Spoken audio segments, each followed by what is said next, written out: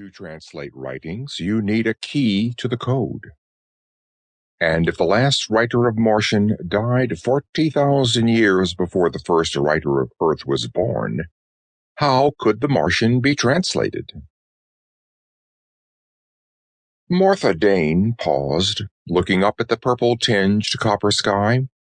The wind had shifted since noon while she had been inside, and the dust storm that was sweeping the high deserts to the east was now blowing out over Syrtis.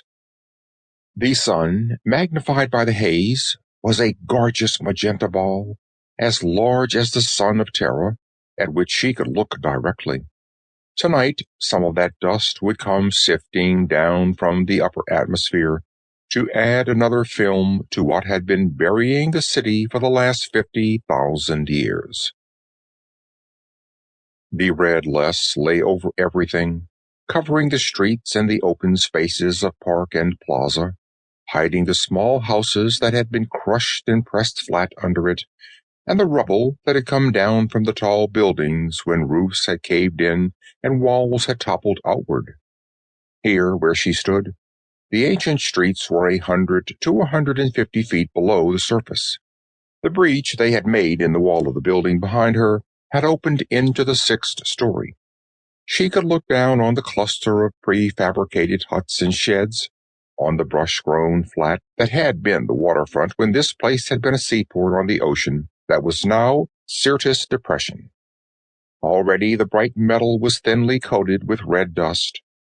She thought again of what clearing this city would mean in terms of time and labor, of people and supplies and equipment brought across 50 million miles of space. They'd have to use machinery. There was no other way it could be done. Bulldozers and power shovels and drag lines. They were fast, but they were rough and indiscriminate. She remembered the digs around Harappa and Mohenjo-Daro in the Indus Valley, and the careful, patient native laborers, the painstaking foremen, the pickmen and spademen, the long files of basketmen carrying away the earth, slow and primitive as the civilization whose ruins they were uncovering. Yes, but she could count on the fingers of one hand the times one of her pickmen had damaged a valuable object in the ground. If it hadn't been for the underpaid and uncomplaining native laborer, archaeology would still be back where Wiggleman had found it, but on Mars there was no native labor.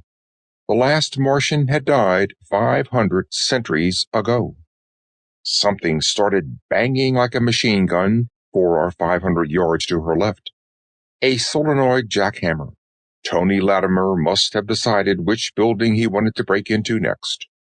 She became conscious then of the awkward weight of her equipment and began redistributing it, shifting the straps of her oxy-tank pack, slinging the camera from one shoulder and the board and drafting tools from the other, gathering the notebooks and sketchbooks under her left arm.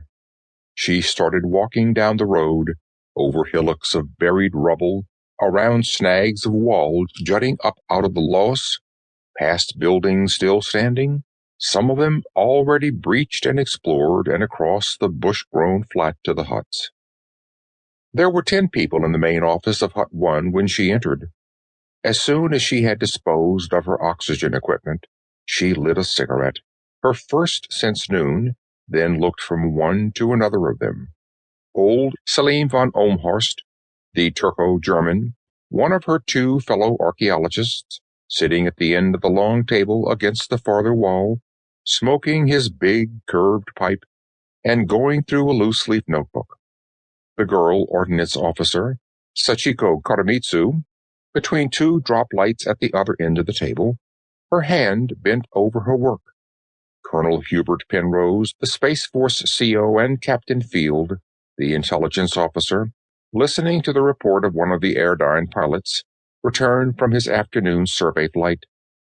A couple of girl lieutenants from Signals going over the script of the evening telecast, to be transmitted to the Cyrano, on orbit 5,000 miles off-planet, and relayed from thence to Terra via Lunar. Sid Chamberlain, the Trans-Space News Serviceman, was with them. Like Selim and herself,